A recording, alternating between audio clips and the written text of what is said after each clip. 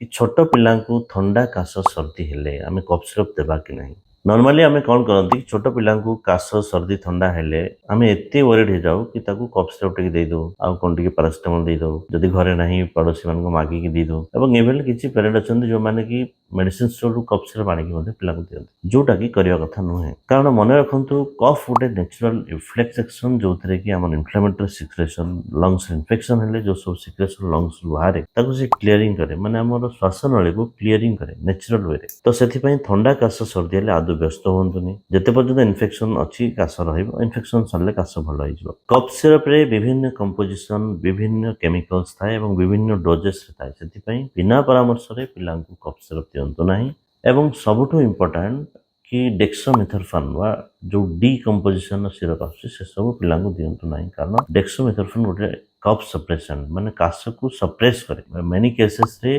Respiratory centre को मध्य suppress करि पारे जोथि पई पिला मानको पई विपज्जनक अवस्था आनी पारे सेथि पई कफ सिरप बिलो 5 इयर्स पिला को देबार आवश्यकता नाही जदि भी आपन को लागु कि कफ सिरप देबार अछि तो डाक्टर को परामर्श अनुसार स्टैंडर्ड डोजिंग रे दियंतु।